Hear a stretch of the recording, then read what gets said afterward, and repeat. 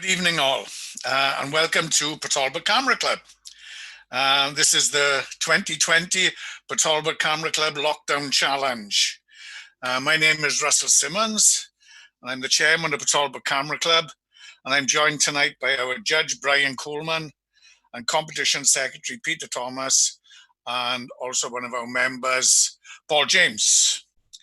The clubs participating in the evening's competition are Abertawe Photographic Society, Afanedd Camera Club, Baglan Bay Photographic Society, Cymru Mono, Llanelli Photographic Society, Morriston Camera Club, Port Talbot Camera Club, Rhondda Camera Club, and Upminster Camera Club. Just a little bit about the technology that we're using. Port Talbot Camera Club has been successfully deploying Zoom now probably since the end of February to enable our club to continue with competitions, practical demonstrations, and presentations from speakers from all over the country. And tonight we are looking to further exploit the benefits of using technology by running this competition over YouTube. And we will continue to further experiment with how the technology can benefit us. So that we can get on, I'm going to introduce you to our judge, Brian Coleman. Brian is secretary at Bridgend Camera Club and former president of the Wales Photographic Society. Brian will be judging the images this evening. I think we've got 54 images, I believe. And after we've gone through half of them, 27, I'll be interrupting Brian, and we'll look for maybe a 10-minute break to gather ourselves, and then we restart for the second half. We will, at the end of the evening, have a winning club. And I believe we've also asked Brian if he would pick out the best image of all the images as well. So we're going to have an overall club winner and an overall image. So without any more to do, I'm going to hand you over to Brian, our judge, and we'll look at the first image. Okay, thank you very much. Thank you. Thanks, Russell. That's very kind. And good evening to everybody.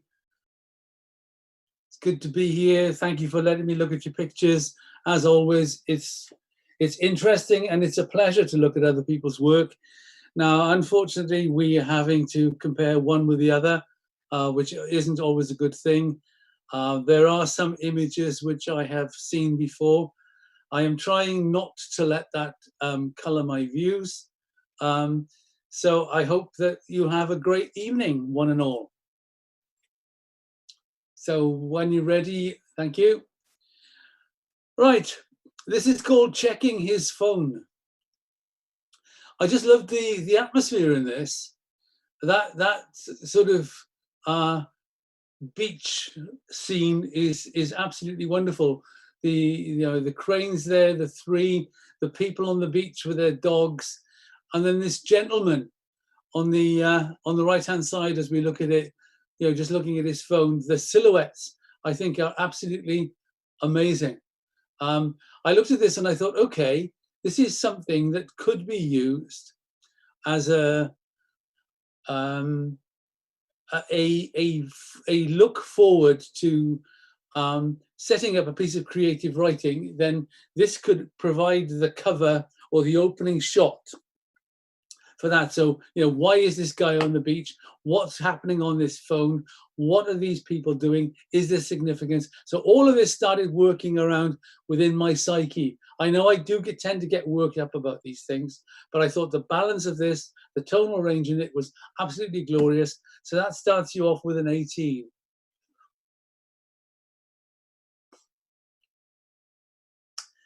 The Blue Hour at Llynpadden, well, this is one of those iconic landscape venues. And over the years, I have, and I'm sure all of us have, seen very many pictures of this. And people try to place this tree in various places. to obviously get something slightly different out of it, because it's always difficult when you go to photograph something like this to put your own stamp on something which you have seen so many times. Now, in terms of what we have here, that lovely blue feel overall, the blue hour is absolutely beautiful. The clouds rising above the mountains, I thought were absolutely glorious. The lead in through the stones, that lovely feeling in the water, and the positioning of the tree, I felt worked, all of it worked extremely well. And then to add the crowning glory, you have the moon in the sky. Now, whether the moon was there when you actually pressed the shutter or whether you added it later, I don't really care. The question to me is, does it work? And yes, I think it works, and I think it works very well. So that one is another 18.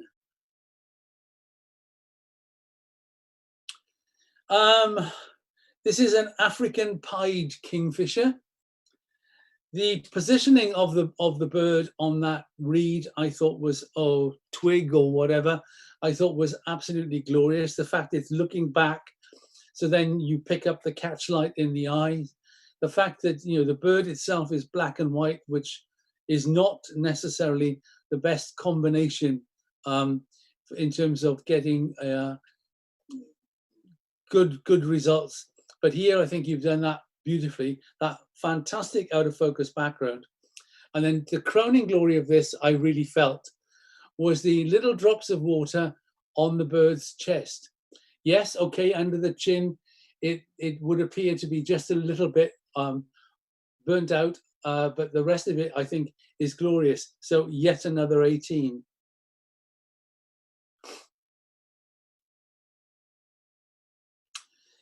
This is called Bleak Road.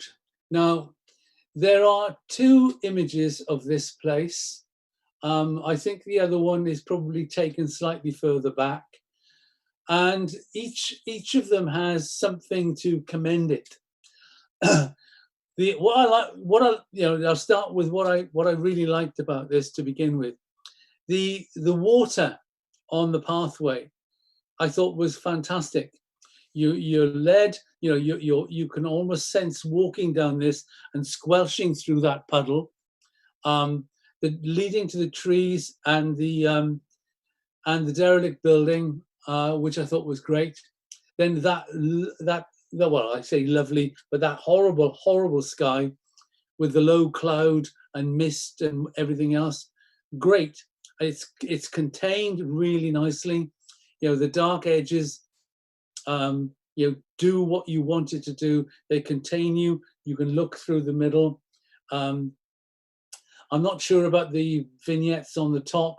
I did think when I was looking at it earlier on that it might be a little bit distracting, but I live with it. I just felt that as a print on somebody's wall would look absolutely fantastic. And like the first image of the guy with the phone, I think this could make a fantastic cover image for a thriller story. So I really did like this one. So that one gets an extra point. So that one gets 19.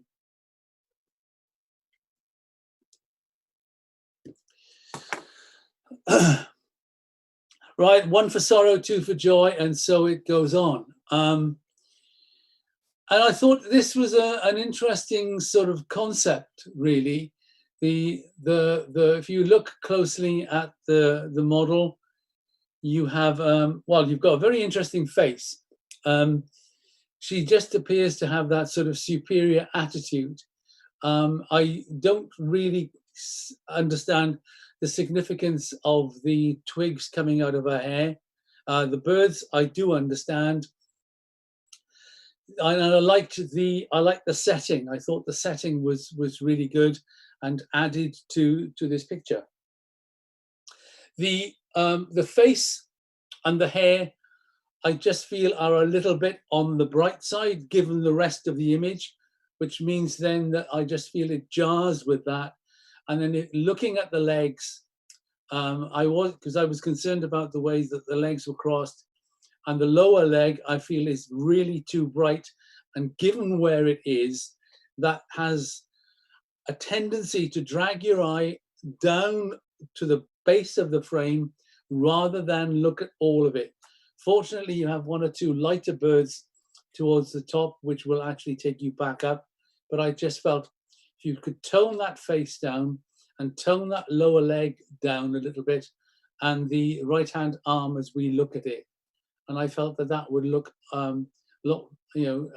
stronger. And the birds here, I felt that worked. Now we'll see one with more magpies later, and I'll talk about that one when it comes. So the one for sorrow gets 16.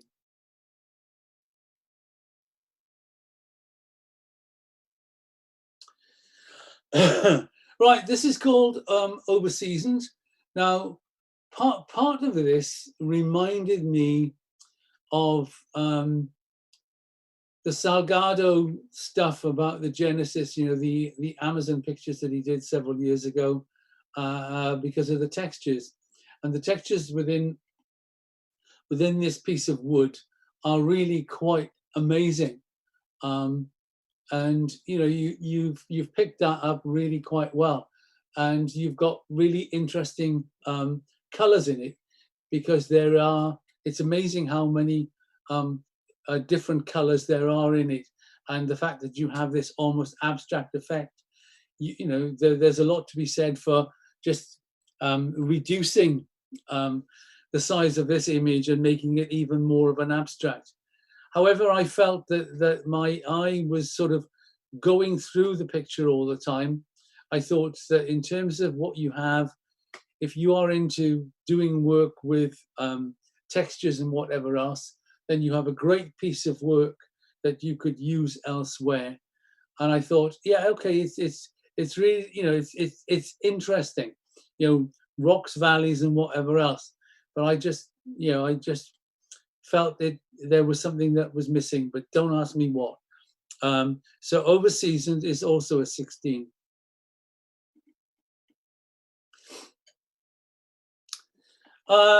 Spinning out the ball. Okay, let's be slightly negative to begin with. The gentleman extracting himself from the scrum, ruck, maul, or whatever on the left-hand side, I found a little bit of a distraction because my eye was being dragged over to that part of the frame. The empty white seats behind them, I also found to be a distraction, because the fact that they are light and it's taking you up away from this. Now, a lot of people might think, well, okay, it's a sports shot, so why hasn't this shot been done in color? And that way then you can differentiate between the teams. Well, if you can't, my thoughts here are, if you can't differentiate from the size of the hoops on the jumper, then you've got a problem, guys. But the expression on the scrum half or the number 8 or whatever, the person who is extracting the ball from that melee, I think is absolutely great. The movement within the ball, I think, works extremely well. And the expression on the gentleman from the opposing team, I thought was absolutely priceless. And in terms of the tonal range, the use of monochrome and the monochrome within it itself, I thought that worked beautifully. So spinning out the ball got 17.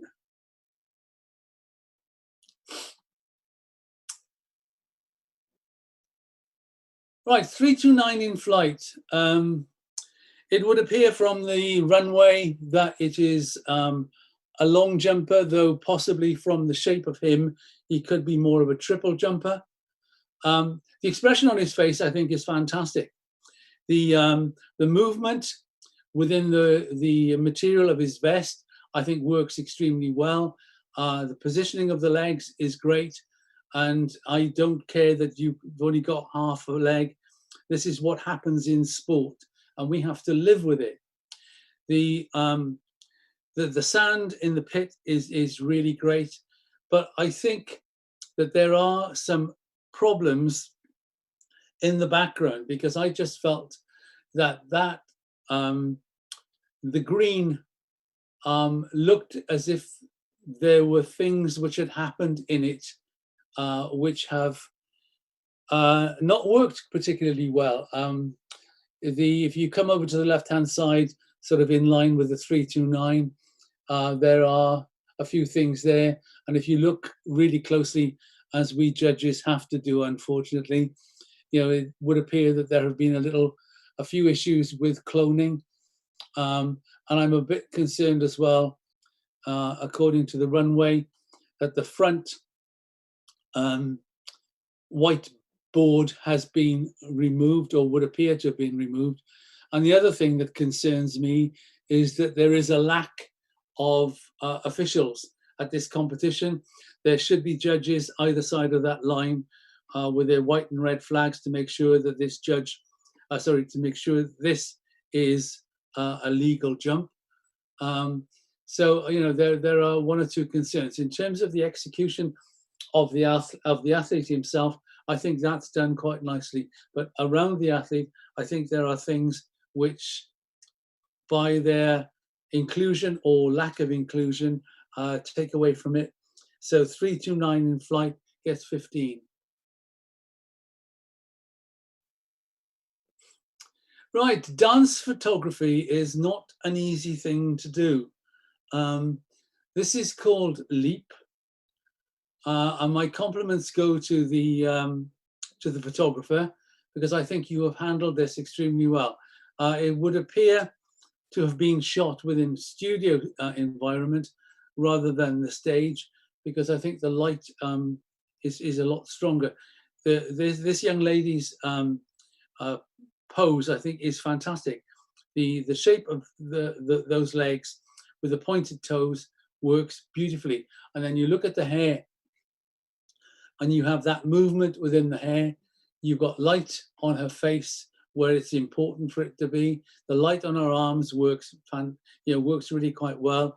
I love the little bit of negative space on the left-hand side, and the shadow underneath the dancer, I think, works extremely well also. So Leap gets a 16.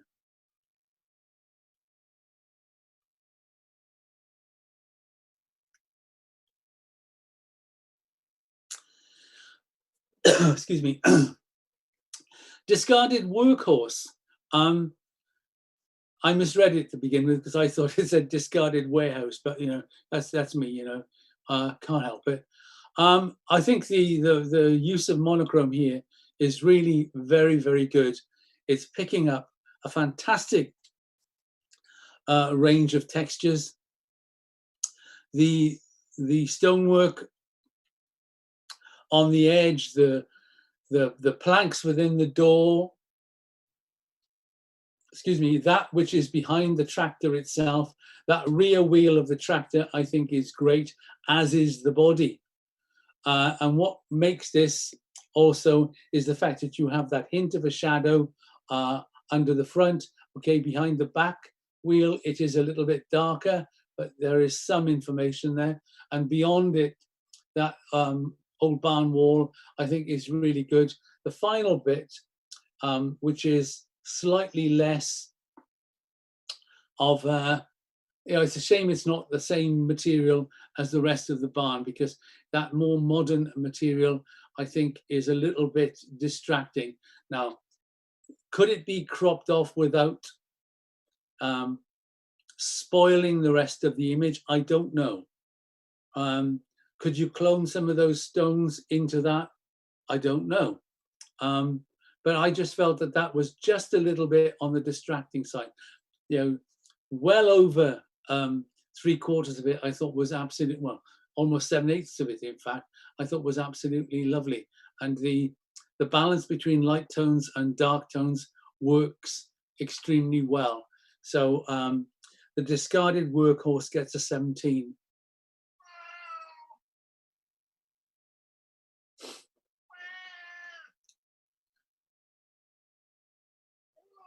Now, silly idiot that I am, looked at this, and then when I noticed the excuse me for the cats, the when I noticed that it was a French underground station, I must admit I tried to remember which one it was, because I'm convinced I've walked up and down those stairs quite a few times, but that was neither here nor there. Now, I really quite like the image overall.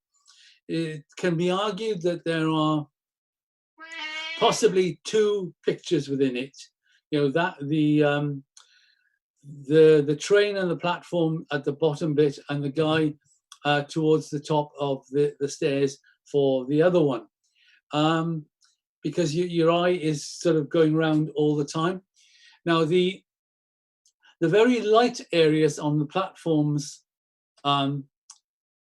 at the lower level, I felt could have been darkened down a fraction to give it slightly more bass, because the top seems to be heavier than the bottom. The lights are also a bit on the bright side. The one on above the staircase is particularly distracting as far as I'm concerned, because my eye was being dragged up to that all the time. And I thought, well, okay, let's tone it down. You know, can we get rid of it? Because, you know, I know it's there, but can we get rid of it to strengthen the picture? And I, if it were mine, I'd have a go at it. And I just felt, you know, these were little things which took away from the whole, because I think, you know, in terms of what you have, I think you have a reasonable piece of work. But I think another 5-10 minutes on this, and you can have a stunning piece of work. So the subway gets 15.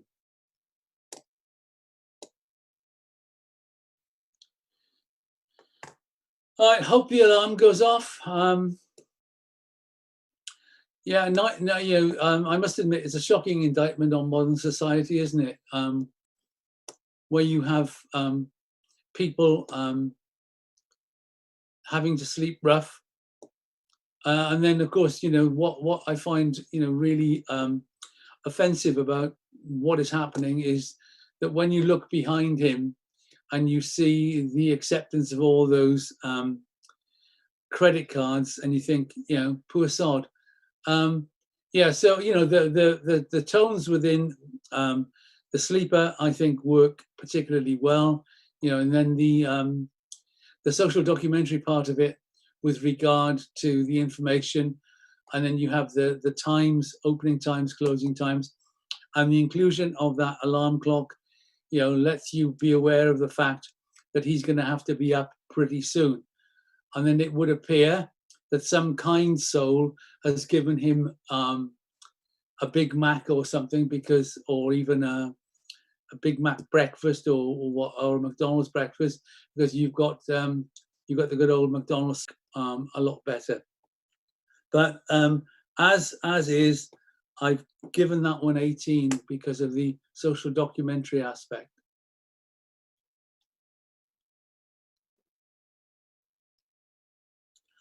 This is Kieran James. Lovely sort of range of tones within this. I think the hat is great, and I hope that when you did this image, that you did others where the brim was actually pulled down across one eye, so you've got the sort of 1930s, 1940s movie type picture. Fantastic detail and texture in his hair. The enigmatic smile, it's almost a male Mona Lisa, isn't it? And then the grey background, and, you know, the different level of grey of his jacket. And I think all of that works extremely well. I did wonder about the skin tones around the right eye, and questioned whether or not they might have been a little bit on the bright side, and whether or not the chin was a little bit bright. But I felt that overall, this was really quite an interesting and really rather good portrait of this gentleman. So I've given that one 17.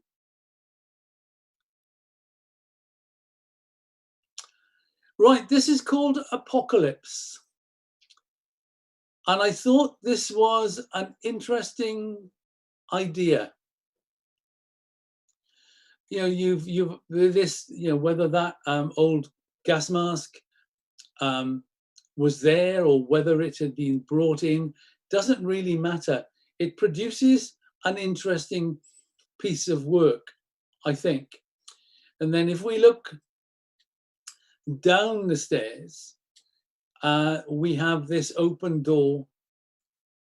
And I wondered if you could have found somebody who'd be brave enough to put that mask on and actually exit that doorway. Because then I think it would become slightly more frightening and get them to walk more threateningly up that flight of stairs. And I think, okay, great. The blue, sorry, the blue in the handrail, I thought was really quite strong, because the rest of the image is really quite muted.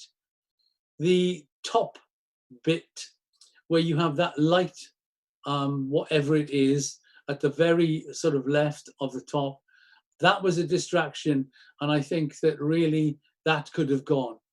And I wondered why you didn't sort of photograph this slightly from a slightly different angle, and come back up the steps a fraction and concentrate on the mask as your starting point, and even move back so you had a little bit of stairs going up and stairs going down. So that one, as presented, gets a 15.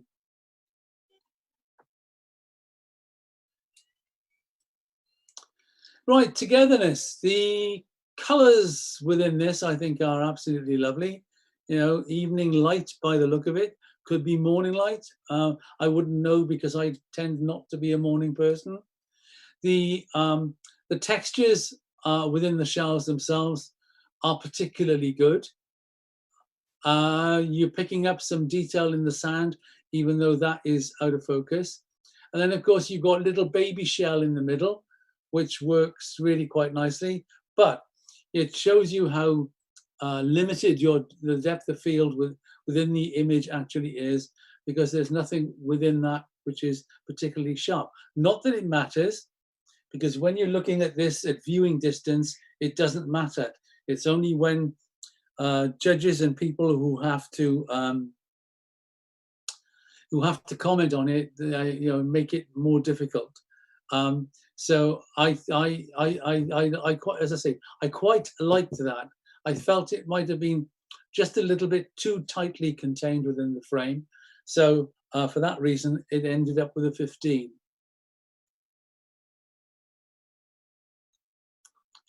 Right, ghosts in the machine.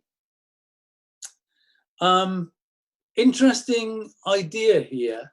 The fact that you've got a mirrored image, you've got one half color, one half mono, and you look at it, and there are certain things which seem to work better in the color version than they do in the mono version.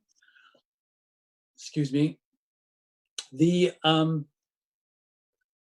windows of the carriages going back towards the train, I thought were really quite nice. The strong detail in the platform edges of the mono version are really, really good as well. And the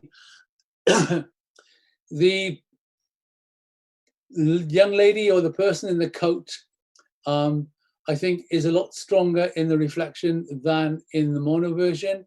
In the mono version, I just felt that the highlights were just a little bit too bright. I can cope with the movement within the guy, the fact that his, the face is blurred. The other bit of the railway station, which is through the gap at the top, I just felt that could have been burnt in a bit just to bring some more detail out of it. But the idea itself, I think, is really quite good, and I feel that it needs just that little bit more to strengthen it up a little bit. So the Ghost in the Machine got 15.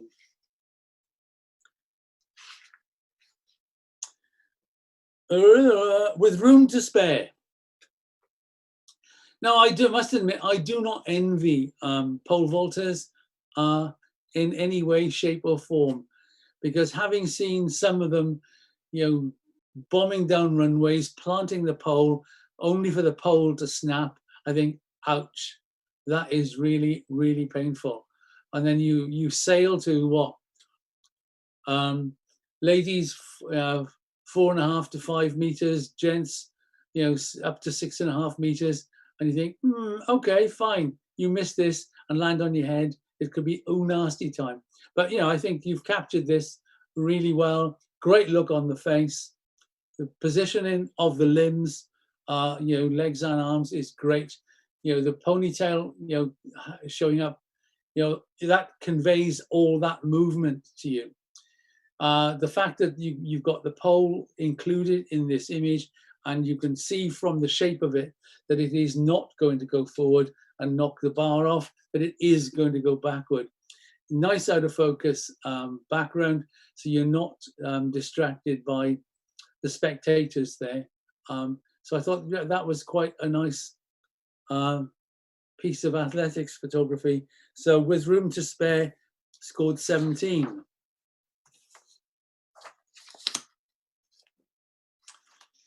Right, Catching the Light at Hamnoi. I think when I saw this first, it was the background which attracted me rather than the foreground. Excuse me a minute.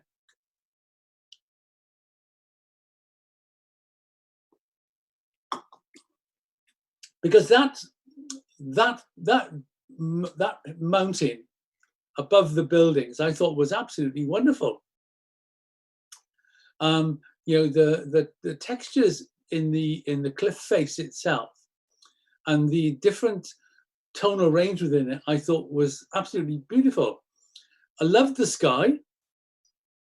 You've got a powerful sky without it being overpowering, and then the rest of the mountain range behind it, and the snow peaked, the snow topped peaks, I thought were really quite nice. And if you look closely, there is detail. But then if you come to the foreground, you also have fantastic detail within this foreground. The very minimal breaking waves, I think, really help. The wind moving the water, I think, is lovely. The light on the middle distance, especially on the red buildings, I think is absolutely fantastic. As is the detail in the rocks. The only thing that sort of got to me about this was that one white building right in the middle, because I wanted, I think as a viewer, what you want is to go all the way through it and enjoy it all, and then that has a propensity to make it a bit like a full stop in the middle of a sentence, which means then that it doesn't quite create the sense that you want it to. But overall, I thought that had a lovely feel to it. So that one gets 17.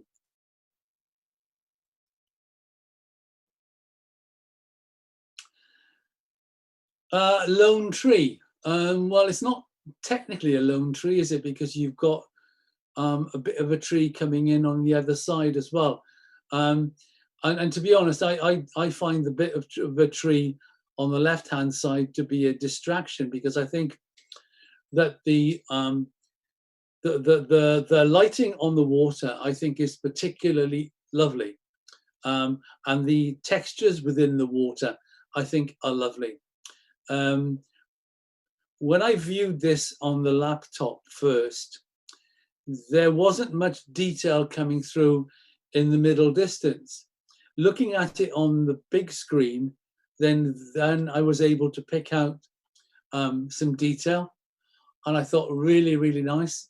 The peak through that central gap was really quite nice. It's a shame that there is a little bit of fringing on the edges of that gap.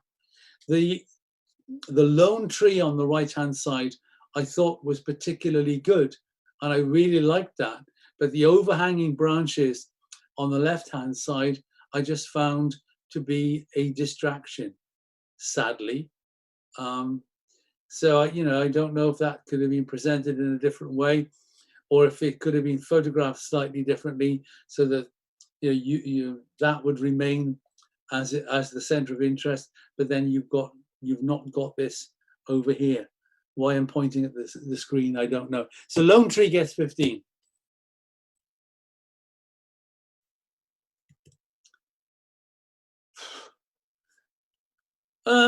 This is called Homeward Bound. So I started singing Simon and Garfunkel just to, get it out of my head. And then I started looking at this magnificent specimen of an avian species, and I thought, fantastic. I like the containment, that almost square format, and all that splashing water, I think, is absolutely incredible. And then you have, in its talons, you have this poor fish, and the shape of the fish I thought was really quite nice. The light on that bird, even underneath, I think is magnificent. And then you've got that wonderful, wonderful eye, that beady eye. Textures in the tail feathers, really fantastic. Okay, we're losing some detail in the wingtips. But there again, if it's moving and you've got the rest of it in such sharp focus, are we to be expected, or is anybody to be expected to actually photograph that? Possibly the lighting was such that you could not get a really high shutter speed. Possibly that even a really high shutter speed was not going to work quite as well here, because I feel everything else about it is absolutely glorious. And I looked at this and I thought, okay, am I going to go with Cartier-Bresson on this? Because he said that sharpness is a bourgeois concept. Well, the fact that the wingtips aren't sharp, it gives you that feeling of flight, doesn't it? Okay, you've got that impression elsewhere. So I thought, don't be a mean old sod, Bright, give it 20.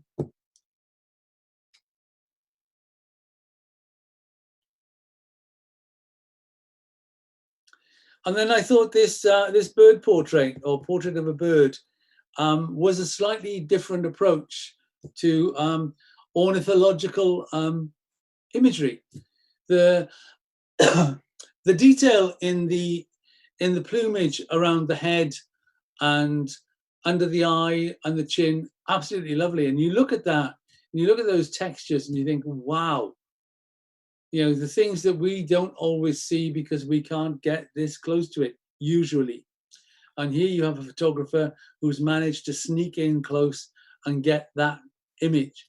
The eye is great. There is a light in it, so you know that the creature is alive. Okay, because of the way in which it's taken and because of where it is, we are starting to lose sharpness in the beak, and we are starting to lose sharpness as it comes down to the bird's chest. I can live with that. If I can live with it with the bird in flight, I can live with it here for the reason that you are in very close. And once you start getting in close, your depth of field becomes critical. You've got a great out of focus background. And I just felt that if you had put a vignette around the edges and darkened them down a little bit, then you place more emphasis on this creature. And I think you then would get a slightly stronger image. I think it's a strong image as it is. But, think about a vignette. Think about darkening your edges. Think about that final couple of minutes work, which is going to give you the extra 1 or 2 marks. I've given this one 17, so there's no reason why I'm carping as much as I am, because I just felt that this was really quite different in its approach. Right, this is called Smithy at Work. There's a great atmosphere to this shot. I'm assuming it was taken at a living museum type place. If it wasn't, and they are actually working smiths, great stuff. The gentleman who is wielding the hammer seems not to be quite as enthusiastic as I thought he might want to be. I love all the steam and the mist and everything else. And the gentleman who's holding the piece of metal on the anvil is looking and is, looking at it really, really intently. So you've got that lovely sort of triangular shape between the two guys and the anvil. That works extremely well. And in the dark areas, you're picking up some detail. But I looked at it and I thought, okay, why didn't you straighten it? That shelf falling off the wall like that, I just found that annoying. I thought I was the one who didn't have straight horizons and straight lines in the background. And I just felt that could have been straightened, because I just felt that everything was on the tilt. And I just felt that you could have, strengthened your picture a little bit by doing that. So Smithy at Work gets a 16. Straighten it up and you'd probably get 17.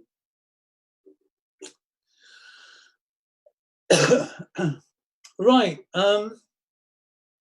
This is Lauren. Now, in terms of Lauren, I think you have here a very stunning young lady in an incredible garment. The shape and swirl of that garment, I think, fantastic. Love the color of it. She's got beautiful hair, beautiful skin, and she's lit beautifully. But then we have this stuff, we've got more magpies. Now, are they the same magpies as earlier on? They look as if they are. Is it the same venue as earlier on? Well, no, because it looks different. And then you look at all this greenery, which is hanging down off that swagged curtain. And it just becomes too intense. It's overpowering. What do you want? My question here is, what do you really want me to look at? Do you want me to look at your skill in Photoshop, or do you want me to look at this beautiful young lady? Because I feel at the moment that what we're looking at is we're losing sight of this beautiful young lady, and we're looking at the rest of it. And I just found that far too distracting, far too busy, and that really is a shame. I decided when I started marking these that I would not give a mark lower than 15 in a battle. So this one gets a 15.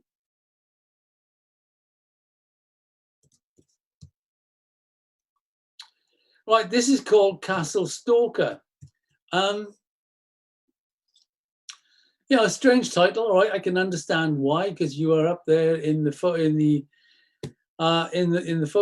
and you are taking pictures of this here Scottish castle, because if you look closely, there's a saltire on the flagpole. The loch itself, I'm assuming it's a loch. The loch looks really, really nice, and all those inlets are great.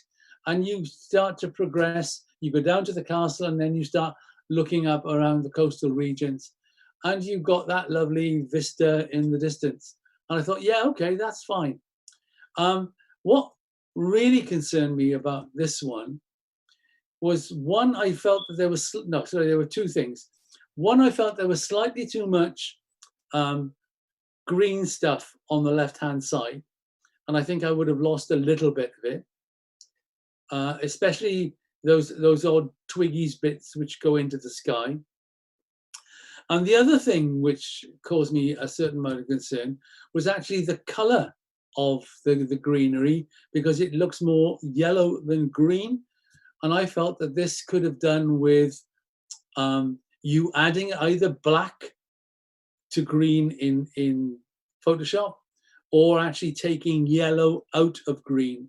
And I felt that if you did that, you'd have a far more realistic looking shot, because I think that what you've got here is quite interesting, and it would grace the picture of any tourist brochure.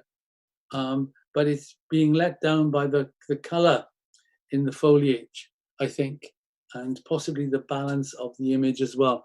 So the Castle Stalker gets a 15. Right, Storm in the Teacup. No, great idea. So compliments to you for it. And I think, yeah, it's a really, as I say, I think it's a really good idea. And it's one way to take, one of those many pictures that you've probably got of a stormy day in Porthcawl and do something out with it which is different. Now, I just felt then that despite that good idea, it was let down in two ways. One, the actual light in the lighthouse. All right, it's dragging me in and I'm looking at that, which is probably good. Now, if the light was then sprayed out a little bit wider, then that might help. But what I felt that didn't work was the cup and saucer. That it's a nice cup and saucer to have your tea or your coffee out of, but I think in terms of what you're doing here, it's not the right cup and saucer to use, because the pattern on it really is so strong within this image that it's taking away from what is happening within that cup. And that really, to me, is a shame. Now, you could have just implied the cup by coming down and just taking the photograph around the rim of the cup and just a bit of the handle. Then you'd have somebody complaining because you didn't have the whole handle of the cup in. Or if there was a plain part of the cup on the other side, then just turn it around. Or if you want a plain white cup to have a go at things like this, talk nicely to me and you can have the one that I've got here. And it's a shame, because I think, as I say, overall it's a really good idea. So Storm in the Teacup also gets 15.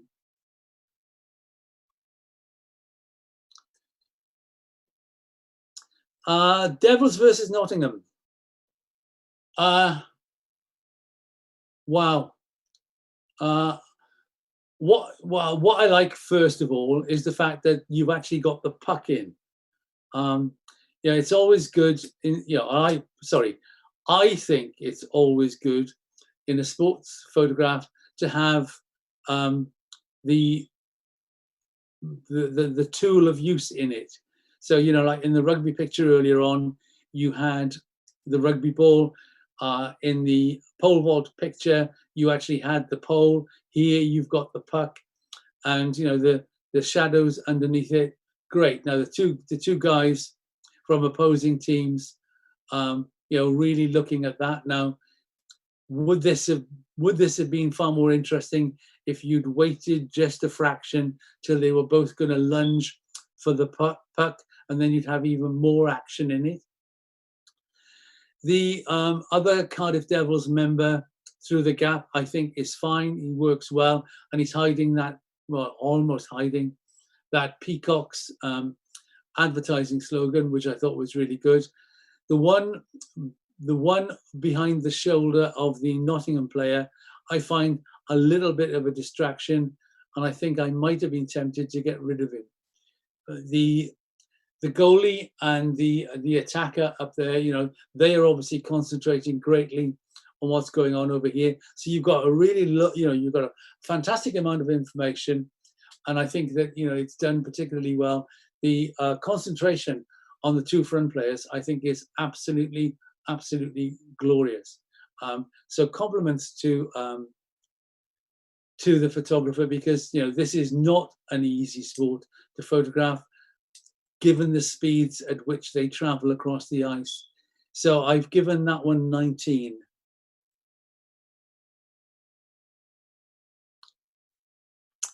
Right, early morning, Southwold Pier.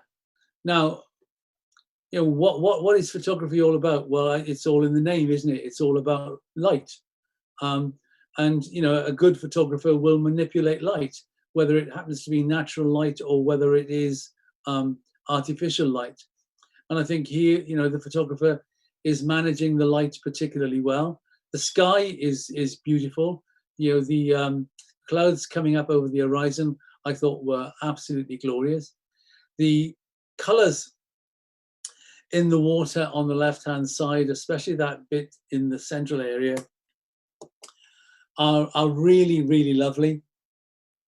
And then the light catching the edge of those rocks, and you get the you get that bit of mistiness where the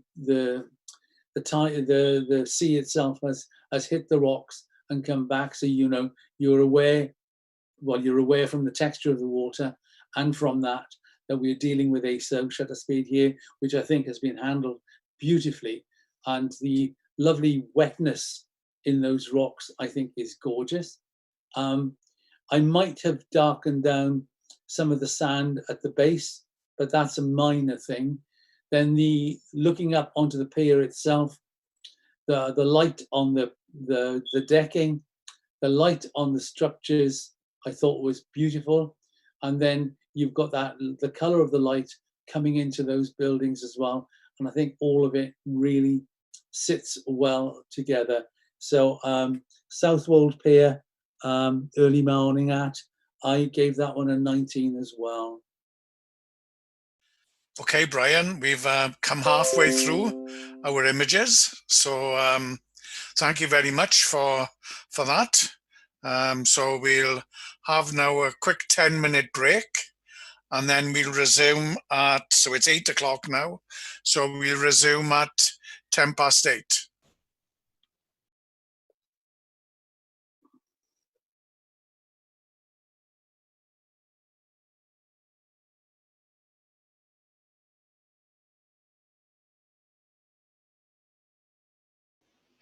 Okay, welcome back, everybody. So we're just going to start the second half of the Talbot Lockdown competition. I'm going to hand you over to our judge again, Brian Coleman, who's going to go through the second half of images. Okay, Pete, let him roll. Okay, we are probably the most preeminent cycle race in Europe. Anyways, it's the Tour de France, and the fact that you've got this nicely tightly bunched peloton is interesting.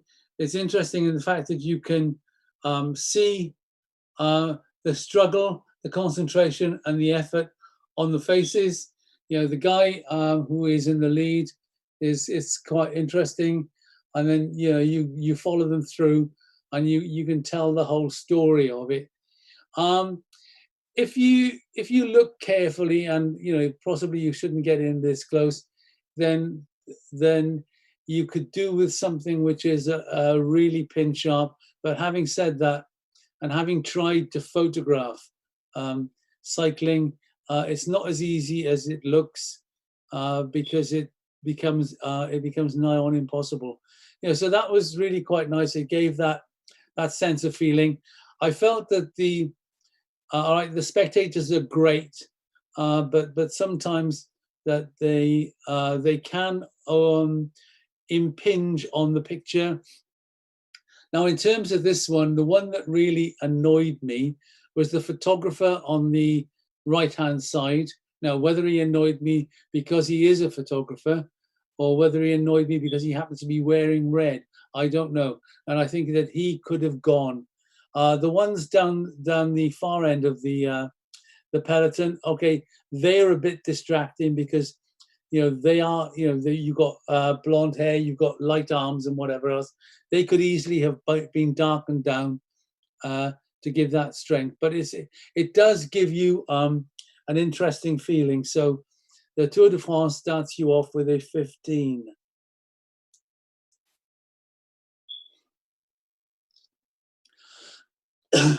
Right, this is called Shake It All Over. Very, very popular genre of photography at the moment. And those of you who have dogs or access to dogs really have, if you are quick with your shutter speed, or with your shutter finger, sorry, if you are quick, you have potential to get really, really first-class pictures.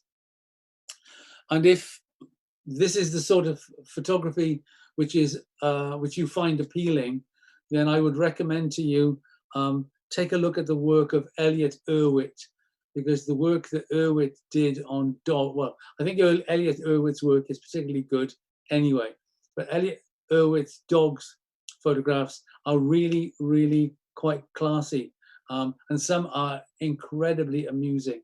Anyway, let's return to this creature. The shape on the head I thought was great. Obviously shaking it back and forth, the ear and the way that all the fur is separating is great.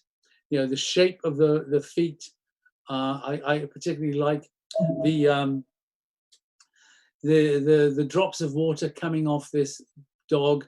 I don't think I'd want to be close to it when it came out the water. I wouldn't fancy a shower.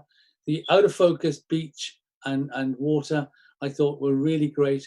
And that, that tennis ball in the mouth drags you straight into the head of the dog. But that head of the dog is really quite sharp, and the eye where it is actually looking at the photographer. And I think that is a really classy photograph of its type. And I've given that one 20.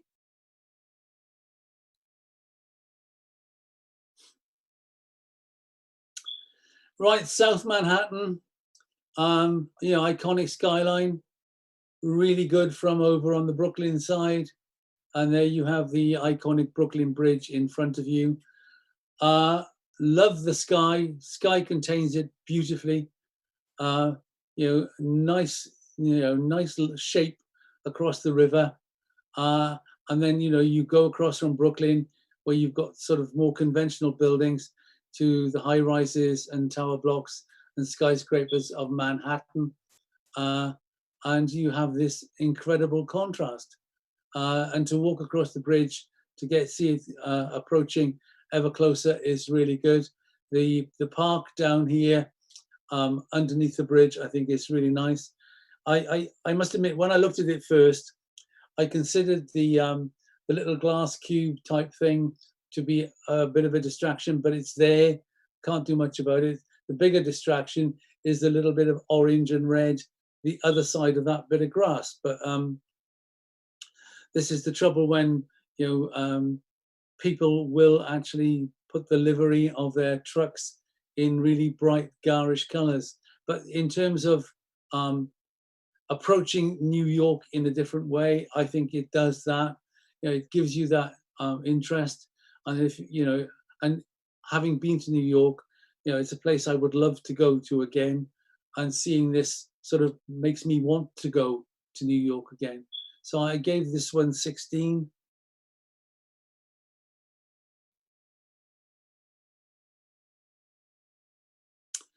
Right, this is called Neglected. And it's almost sort of reminiscent of the good old Sutton whitewash, which I remember from my early days in Camera Club, the very high contrast type images. This vehicle obviously hasn't traveled far in a very long time. The rim lighting on those spokes on that wheel is absolutely glorious, and all those bits of web I think are great. You've got lovely light on the stonework through the wheel, and you've got a little bit of bright light, contained in not going in too far, and then you've got some shadows of the bike itself on the ground there. But then, of course, the bits of the bike that are left, there's not much information there at all. It's just that rim lighting on the frame, and I just felt that worked extremely well. To me, it's what encapsulates photography. Photography really is all about, should be all about simplicity, and this really is simple. Okay, within this particular image, there are a lot more images that you could photograph. You could just get in and get details of the wheel and the spokes and the shadows and the spider's webs and all of that. So that, and I hope that as a photographer that this is what you did, because it's definitely worth it. So this simplicity I thought was really nice, and I gave that one 18.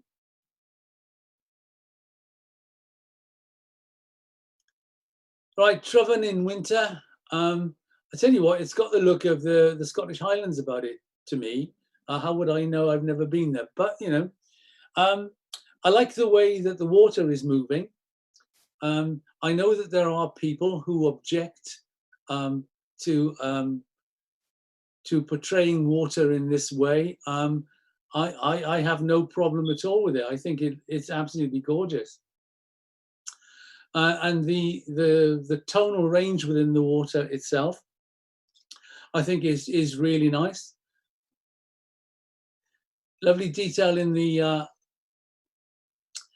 actual foliage and the undergrowth as well, and the little bits of whatever there, and the snow remaining on the distant peaks, and that one peak there which is really dark, and then that sky is to die for, and you can see it. It's heading down that river valley, and it must be dumping a fair amount of water, and I just hope that you manage to get out of there before getting too wet or getting your camera wet. And I just felt that was a really, really lovely image, and that if you were putting up a guidebook of North Wales, then that would be fantastic. That in terms of what you have, I think framed and on a wall would be absolutely beautiful. And that if you could talk nicely to shops in that area, I'm sure that you could sell this and have no real problem at all. So I looked at it and I thought, well, and I kept coming back to it. Does it need anything else? Yeah, all right. You can always say, yeah, you could deal with something else. But I think if you put something else in here, like a figure, like an animal, I just feel that you're going to take away from it, not add to it. So in terms of what you have, that one gets 19.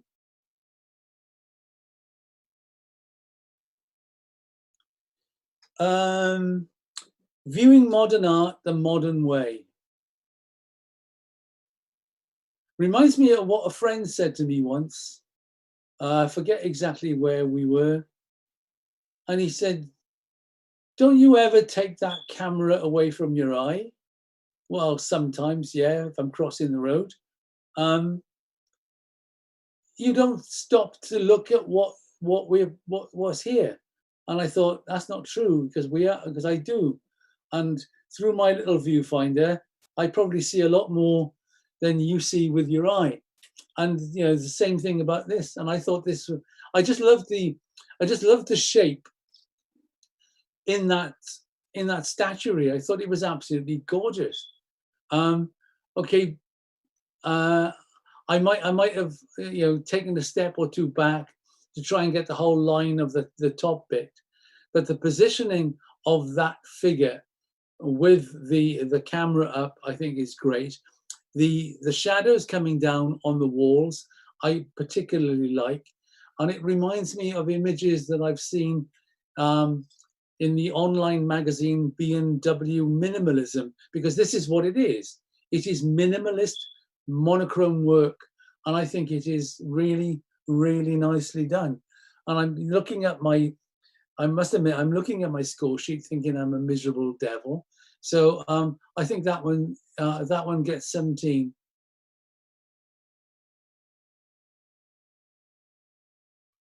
Right, White Rose. So, or White Roses, sorry. You know, Nana Muscuri will start singing this. You know, I'm giving away my age now. You know, Nana Muscuri is going to start singing the White Rose of Athens, and we're all going to sing along with that. No, we won't.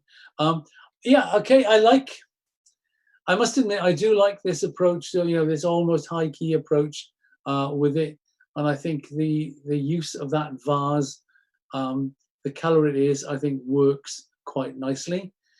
The color of the rose leaves in the one that's in the vase really is a lot paler than the ones which are on the ground. I think that the ones on the ground could have moved away a little bit, and I've just felt that possibly what this could have done with is a little bit more work and possibly make it more high key, or even think about interesting textures to put on top of it. If you're new to this sort of work, then possibly it might pay you to go and look at a website called French Kiss or French Kisses. It's nothing to do with what it sounds like. The person who has the site is an American photographer who is based in France, grows their own flowers and photographs them and makes artwork out of them by putting overlays and textures on them. So if you'd like to, you know, if you want to see something to give you ideas as to what you're going to do, because I think potentially that what you have is a good piece of work, but I think it could do with a little bit of extra to bring it up into something which is going to sing. You know, it will sit in a frame on the wall, make it slightly more artistic, print it on art paper, and it would definitely sit in a frame on the wall and look really good at it. So White Roses, I've given 15.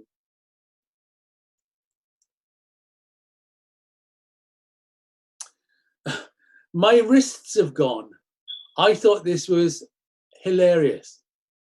I just loved the contrast between the reality and the photograph on the wall behind him, you know, and the fact that you know, you've got the bar bending one way in the reality and the other way in the photograph.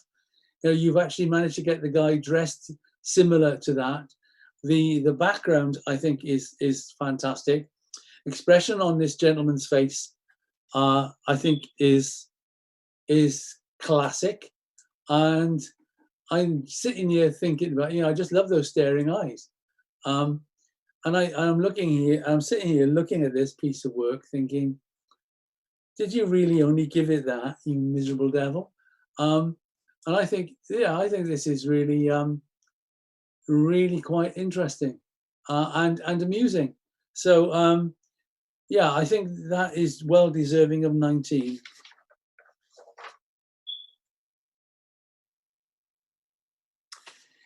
Common turns squabble. Well, from what I understand, they do all the time.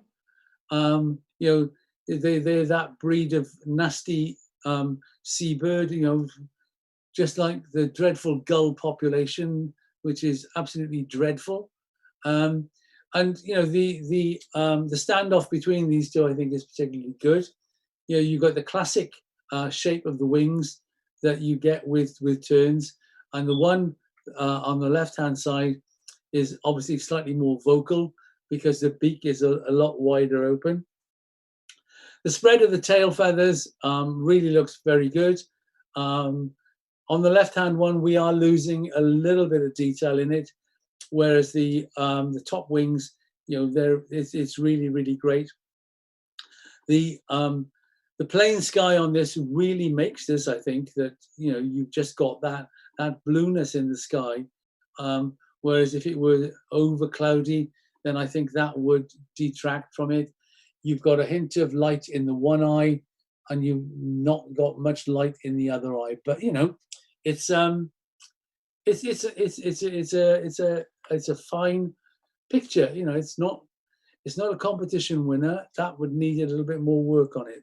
But in terms of what it has, what it is at the moment, tonight that gets 16.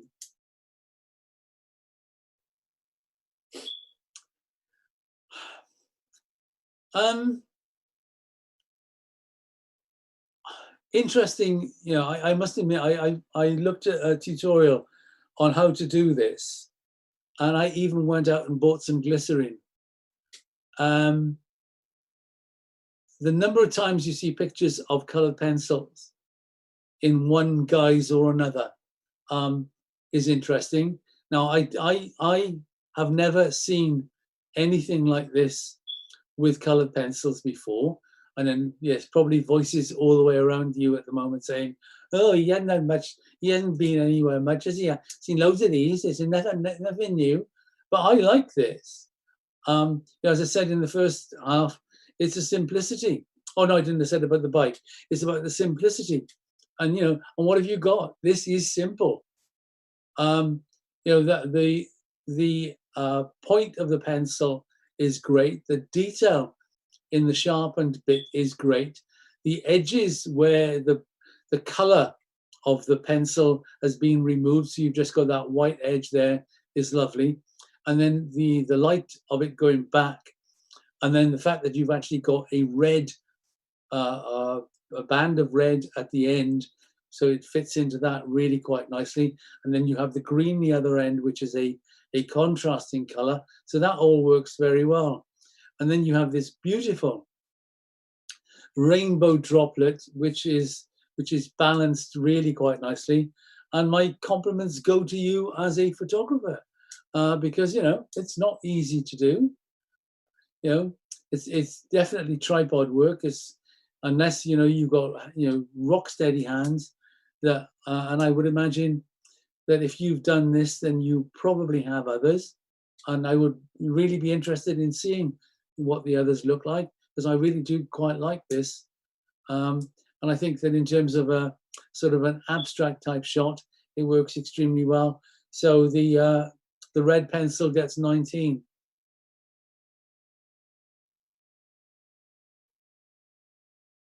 Right, now, as I said, in the first half, I think that the tree down the far end is the tree we saw in that earlier picture. Now, the processing here is way over the top, or really heavy. I remember, excuse me, I remember several years ago being in club, and we had a talk that evening by Andy Beale.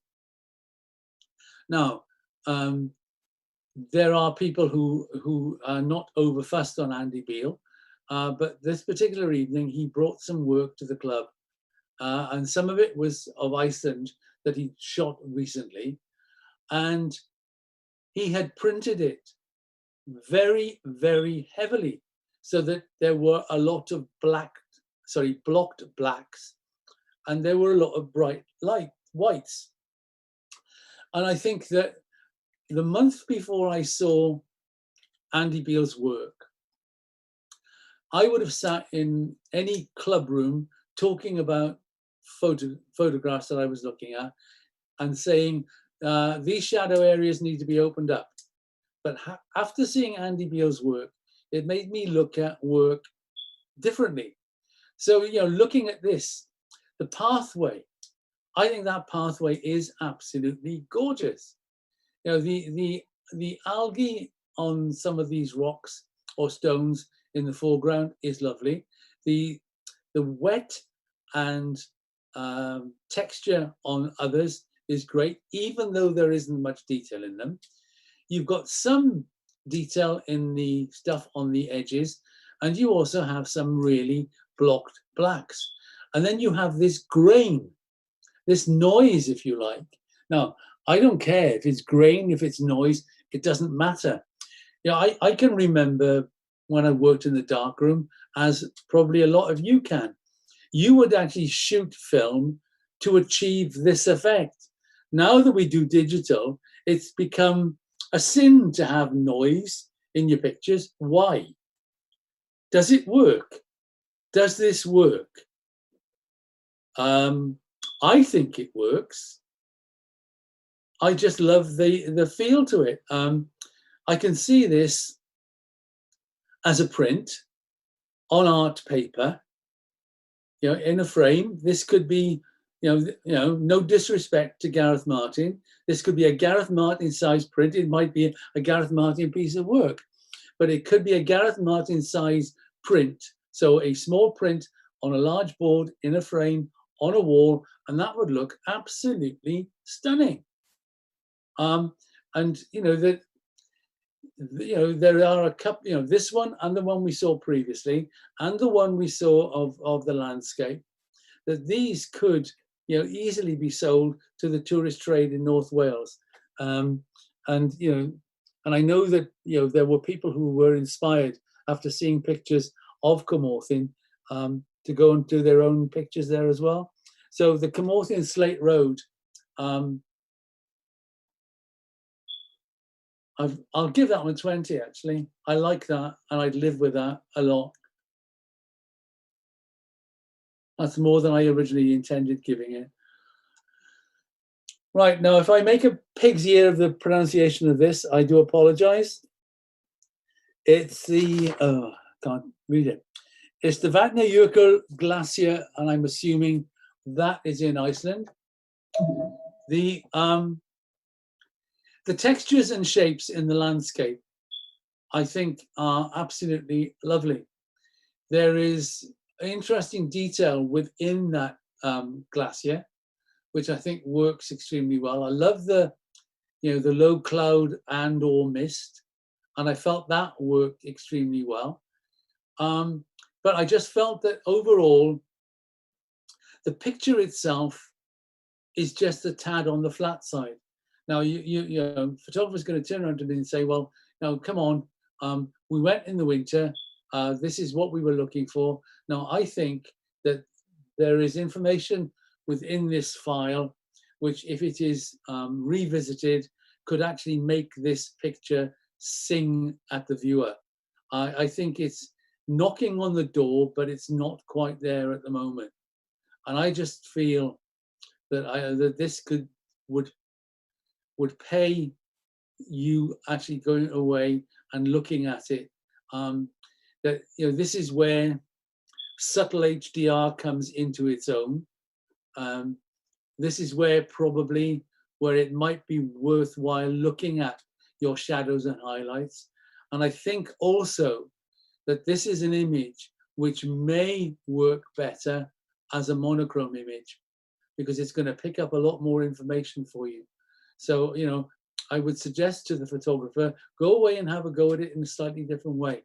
Think about other approaches to this piece of work. Don't be satisfied with one edit. Do several edits and see which one you think you like. Because I think that there is potential within this, and I think it could end up looking similar to what we saw in the last one.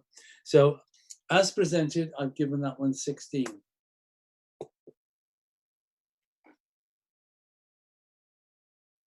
Right, Old Church. Yeah, quite an imposing, impressive building. The sky, I think, is lovely. The cloud behind the spire, I think, is great. Now, in this instance, I don't have a problem with the disembodied branches coming in on either side. They contain that church really quite well here. The lines of gravestones leading up to the church act as fantastic leading lines. And looking at the gravestones themselves, some would appear to be more modern than others, especially the ones on the left-hand side. Now, looking at it, the one with the rounded top, more or less in the middle at the bottom, I found that a major distraction, especially the fact that the top of it is really, really quite shiny. And that kept dragging my eye down. And I thought to myself, okay, photographer, why don't you either darken that top bit down or get rid of that gravestone totally, and then concentrate on the next one along with all the ivy and growth on it. And I think that then would be a stronger piece of work for you. But there again, you know, I'm only a gob on a stick tonight, and it's just my my take on it. And there is a slight distraction on the right hand side. I don't know if it's a piece of paper or a piece of plastic or something, which is, you know, at the end of the shadow on that gravestone, and I find that distracting as well. And I think that you need to get rid of that and make it a little bit stronger. So the old church also gets a 16.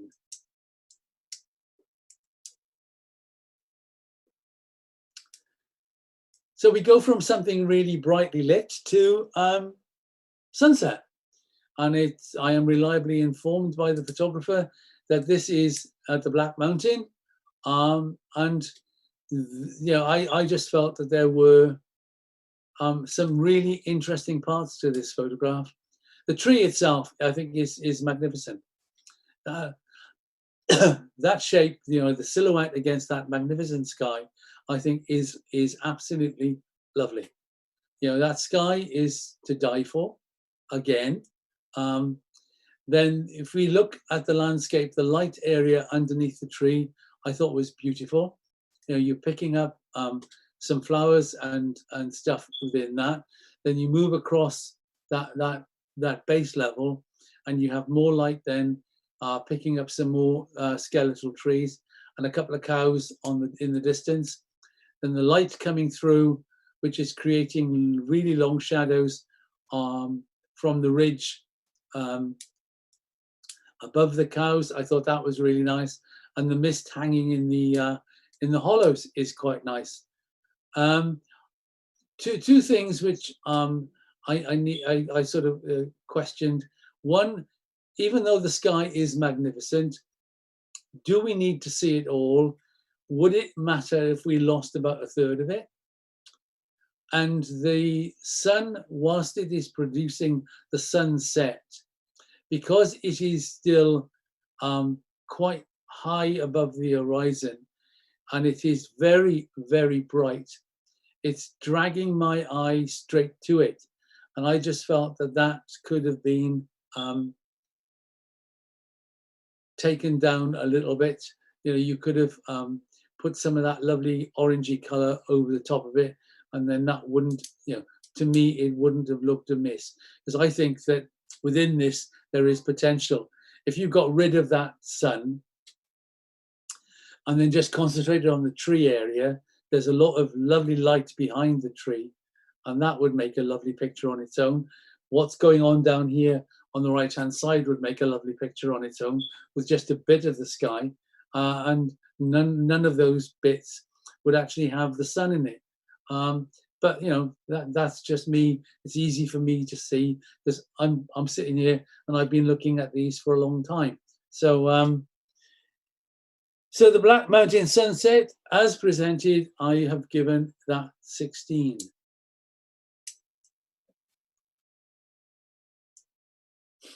Right, this is Katie.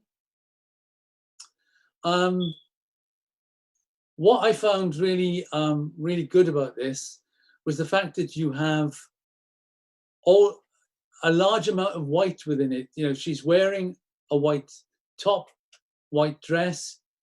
You've got the white hangings, which are really, really good. And even though it's bright at the top, there is some detail in it.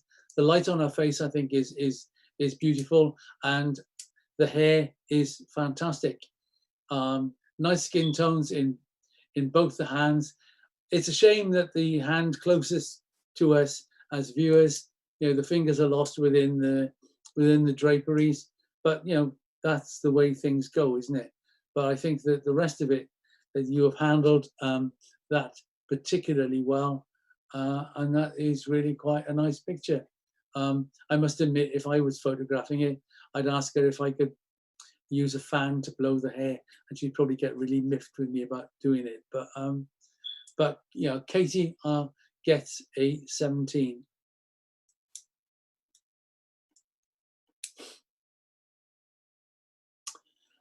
This is called getting airtime. Now it's interesting to see somebody who is approaching surfing photography in a slightly different way as well. The this is probably at sunset. It might even be sunrise. And what struck me about this, first of all, wasn't necessarily the shape of the guy on the board. It was the light coming through the splash off that wave. I thought that was absolutely lovely. And then you've got the shape of this guy on his board, and given the tilt of that angle, the question is he going to stay on this board, or is he going to come a cropper in that breaking wave? Don't necessarily matter, does it? He's going to get wet anyway. The out of focus other surfer towards the left hand side, I don't have a problem with. I thought I might do it to start with, but my suggestion to the photographer would be that if you lost that light bit of sea at the top, just above that breaking dark wave, then let the dark bit then work as the edge of your frame, and I think that would strengthen the picture just a little bit. But no, it's nicely seen and nicely done, and I would imagine that if you're prepared to spend your time down there on an evening like that, you get quite a few interesting pictures. So getting airtime gets 16.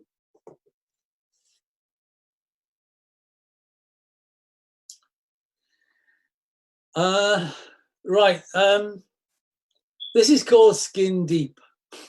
Now, I remember some time ago asking the photographer, why did he have to take such a beautiful model and make her peel apart? I must admit, I think the background is lovely. I think that the work that has gone on it to create this effect, I think, is particularly good. Possibly the eyes are a little bit on the white side. You very often do not, well, you frequently do not see eyes that white. The texture in her garment is really quite nice, and the shape then from her arm up and across and down to her foot, I thought worked extremely well. But what intrigued me was the daisy in her hand, that you have all this grungy bit around her and on her, which creates a mood which is really good in that creation of the mood. And then you have this pristine daisy. And of course, as it's an oxide daisy, it's white, and and it's in the wrong place because it is drawing my eye to it. And I wanted it not to be as pristine. I just wanted that to have some texture on it, because I felt that having a texture on it would make it less noticeable within the rest of it. Because what I want to look at is this young lady and the whole effect of that. I don't really want to take my eye away from that and have it drawn down to the flower. I think it's a good piece of work, and I've given it 18.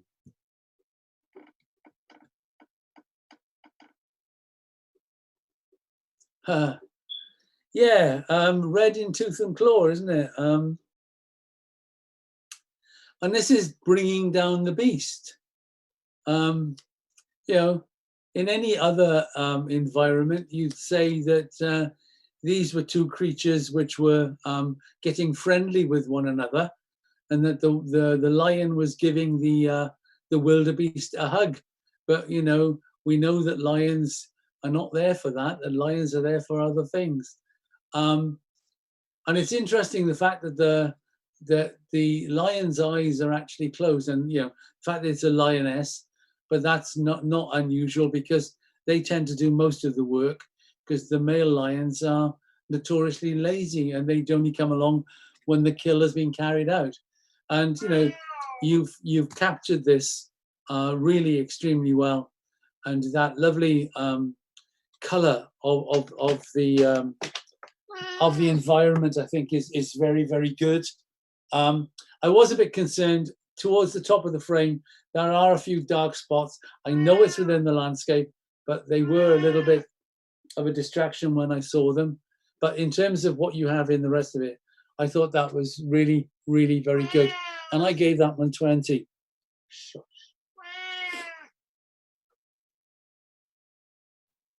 Cat doesn't agree with me, okay? Watercolors, isn't it? Yeah. I must admit, I like this. I thought, I tell you what, the left-hand side, all those beautiful abstract colors within the water, I thought were absolutely glorious. All that shifting water giving you those colors, the blues, the reds, the oranges and the yellows, absolutely fantastic. And if you take that through to the roof of the boat, the white boat, I thought, yeah, okay, I might be inclined to cut that out and make that my picture, because the area of white which happens beyond it, I just found a slight distraction, whereas the rest of it I thought was really, really good. And I can even live with the sharp bit of boat, the hull of the boat on the right hand side. So I thought that was really quite nice. I must apologize if the cat is distracting you. He's having a funny half hour. So watercolors get 16.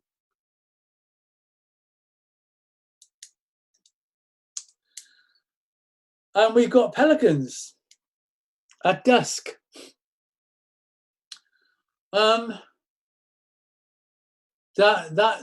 Okay, there are some people who might say, well, okay, why is that, excuse me, as bright as it is at top left? Well, if you look closely, it's because the sun is there. Possibly it's a shame that it's not the same tonal range all the way across. Those out of focus pelicans, which are just visible in the background, I think are lovely. And then if you look beyond the bird itself, there's one just above its back. There are several more above its back. The drip of water coming off its beak into the water, I think is lovely. The ripples are beautiful. And the texture in that bird's feathers is incredible. And then you've got its gimlet eye. Let's face it, you look at a pelican and it almost looks like a pterodactyl. Then to complete it, the reflection in the water, I think that is an absolutely glorious picture and is really thoroughly deserving of another 20.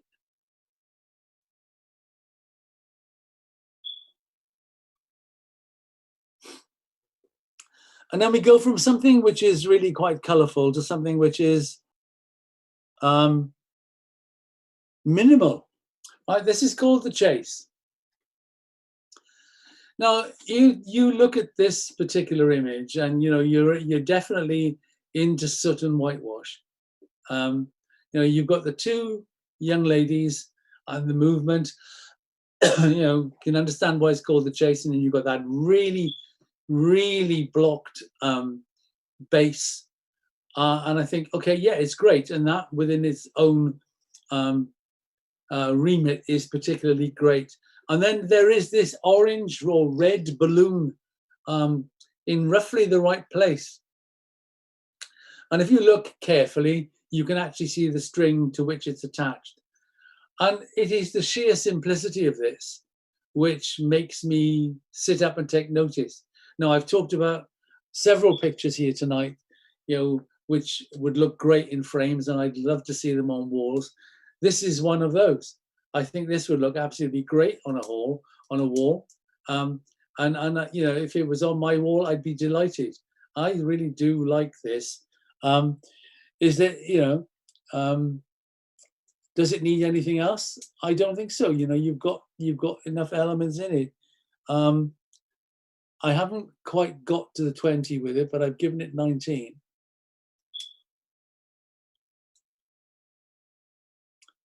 This is Max. This is a photo shoot which I was invited to, and stupid me had a migraine and didn't end up going there. And the pictures I've seen from this photo shoot since, I kick myself, and I could knock myself on the head. I must admit, I love the pose. That face is incredible. And the fact that his eyes are where they are in the eye sockets, I think creates a certain sinister atmosphere. The makeup used, I think, has been done particularly well. So compliments to the artist, and then the outfit that he's wearing, I think, is really, really good. The background is okay. Possibly it needs to be a bit darker. If it were a bit darker, then it makes him even more prominent than he is at the moment. But I think that is particularly good. And I think also that if you got in really closer to it and cropped it just around the head and that hood, and probably just about underneath that chin, I think you then would also have a very strong portrait. So, compliments, I like that. And that's the sort of thing that I really, really enjoy, and the sort of thing that I would love to have a go at. So Max gets 18.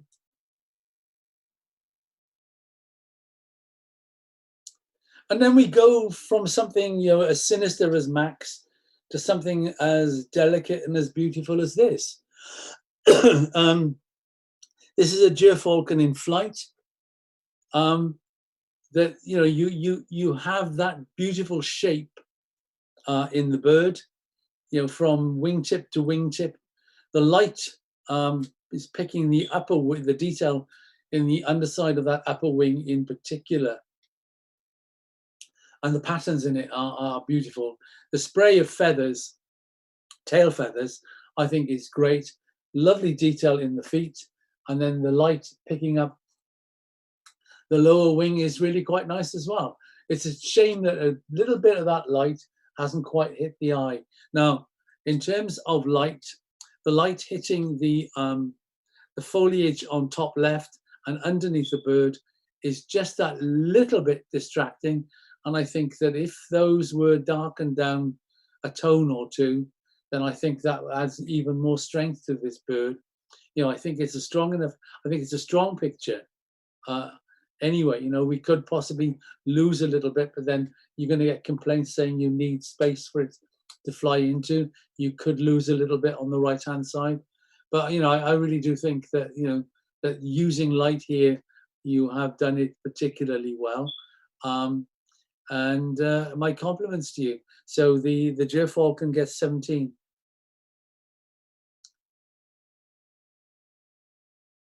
Right, this is just called wheat ear. And I love the sheer simplicity of this. That plain black background isolates the details and textures within this ear of wheat.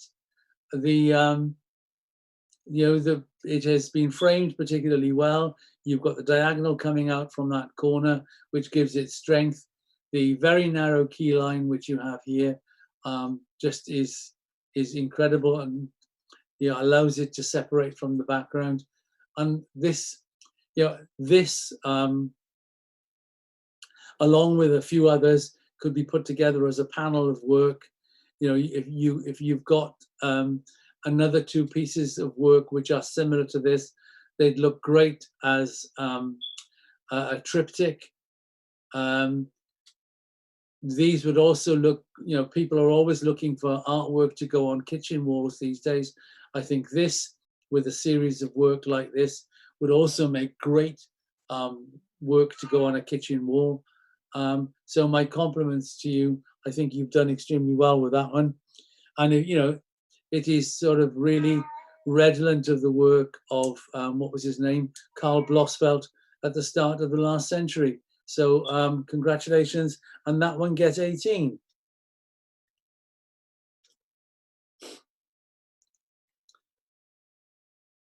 Hearth and Home, right, it's an environmental portrait to a certain extent that, you know, he's framed, well, I'm assuming it's his house, not a National Trust property or something like that. You know, I could be wrong, I don't know. It's interesting seeing the brass around the hearth. Reminds me of my good old grandma who used to polish hers within an inch of its life every week, and it would gleam. And if any one of us children put our hands on it, we knew all about it. So, you know, great stuff. Positioning of him there in front of the more modern log burning stove is interesting. You know, the vintage furniture in the background, that case clock is beautiful. And then of course you've got the sampler on the wall, and you've only got to listen and watch Bargain Hunt to see how much samplers are going for in these antique sales. I like the pile of parcels over there on the left. Yeah, I know. Are we coming up to Christmas? Is it somebody's birthday? You know, given its environment, the paper is slightly more modern. The glass-fronted cabinet on the right-hand side, you know, is allowing you to see the china which is within it. It's a shame that that one shaft of light is that bright that it is obliterating the detail in that little bit of china on the middle shelf. But the rest of it works extremely well. And as I say, you know, he's there. I'm not altogether sure that he's as comfortable as we would like, because he is more or less staring straight at you. But I think that the monochrome approach to this has removed the distractions which color would provide. And I think, you know, I think that is a really nice portrait. Yeah, there are one or two areas in here which are a problem, but they're not major problems. And that one gets 17. Right, this is Streaking Tornado.